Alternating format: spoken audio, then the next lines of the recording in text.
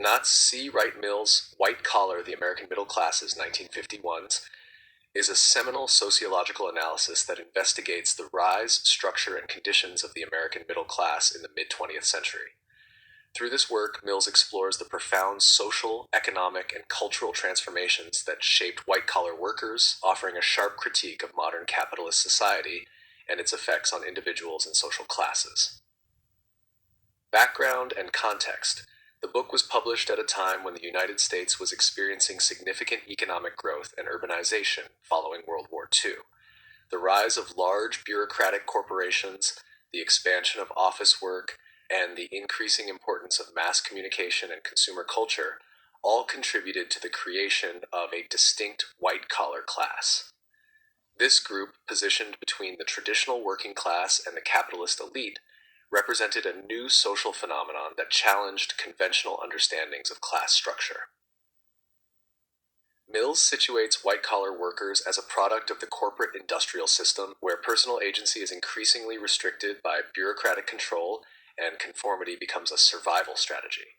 While they do not own the means of production, white-collar workers are also not directly involved in manual labor.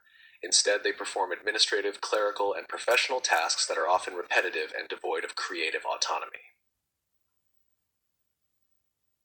Defining white-collar workers.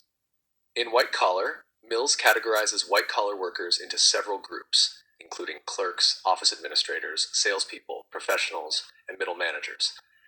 Despite the apparent diversity in roles, Mills argues that they share common experiences and challenges. 1. Alienation. Borrowing from Marxist terminology, Mills discusses how white-collar workers are alienated from their labor.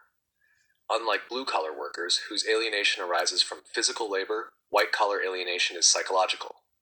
Workers in offices and bureaucracies often feel disconnected from the products of their labor and lack meaningful engagement with their tasks. 2. Status anxiety. Mills highlights how white-collar workers are deeply concerned with status, appearances, and social respectability.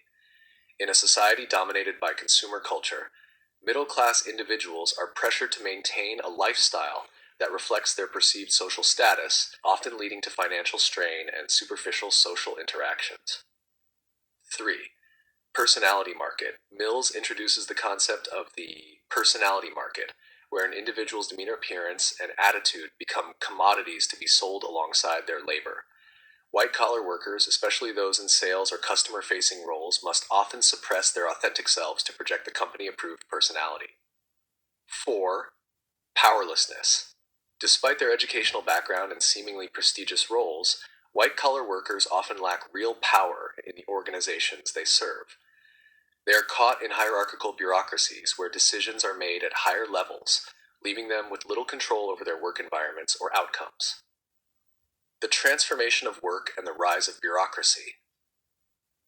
Mills critically examines the bureaucratization of work in modern society. The transition from entrepreneurial, independent labor to hierarchical organizational structures has led to a loss of individuality and autonomy. White-collar workers become cogs in a machine, performing fragmented tasks that rarely allow for personal fulfillment or creativity. Mills also critiques the myth of meritocracy, where upward mobility is supposedly available to anyone through hard work and determination. In reality, Mills argues, structural inequalities and systemic barriers limit the opportunities for social mobility, leaving many white-collar workers trapped in positions of limited authority and stagnant career progression. Consumer culture and the middle class. One of Mills's most significant contributions in White Collar is his analysis of consumerism and its impact on middle-class identity. The post-war boom brought about a culture of mass consumption, where advertising and marketing played a central role in shaping desires and aspirations. White-collar workers became not only producers, but also voracious consumers, participating in a cycle of earning, spending, and debt accumulation. The pressure to maintain a consumer-oriented lifestyle reinforces conformity and dependence on corporate structures. Workers are encouraged to view their lives and identities through the lens of consumption, where owning the latest products and adhering to societal trends are equated with success and happiness. The role of mass media. Mills devotes considerable attention to the role of mass media in shaping the consciousness of white-collar workers.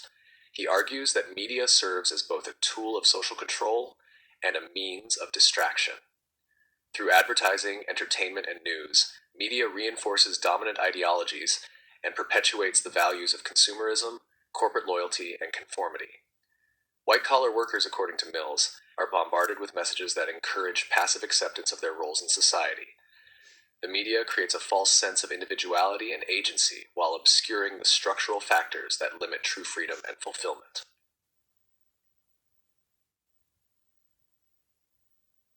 At the core of white collar is Mill's assertion that the middle class faces a crisis of identity and purpose. On one hand, white collar workers aspire to upward mobility and social prestige. On the other hand, they are bound by economic insecurity, bureaucratic control, and personal alienation. This contradiction creates a sense of malaise and dissatisfaction, even among those who have achieved relative material comfort. Mills warns that this crisis has broader implications for democracy and society as a whole. A passive, alienated middle class is less likely to engage in meaningful political action or challenge the status quo.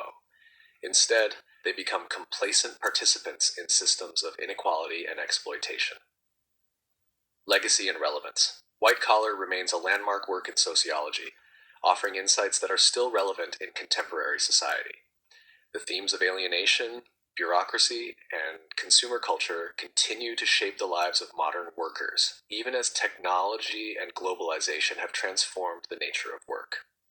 Today, the white-collar workforce has expanded to include digital labor, remote work, and the gig economy. However, many of Mill's observations hold true.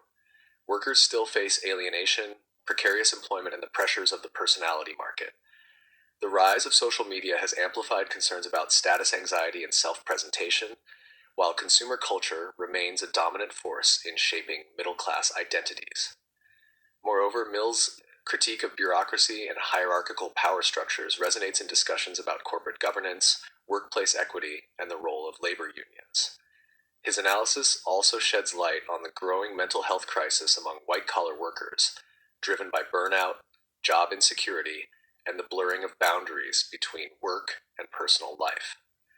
In White Collar, the American Middle Classes, C. Wright Mills provides a powerful critique of the social and economic forces that shape the lives of white-collar workers. He captures the tensions, contradictions, and struggles faced by a class caught between powerlessness and privilege. Mills challenges readers to question the structures of authority, the culture of consumerism, and the pervasive sense of alienation that defines modern work. The book remains essential reading for anyone seeking to understand the dynamics of class, labor, and social power in contemporary society. Its enduring relevance serves as a testament to Mill's intellectual legacy and his ability to uncover the hidden dimensions of everyday life in a capitalist society.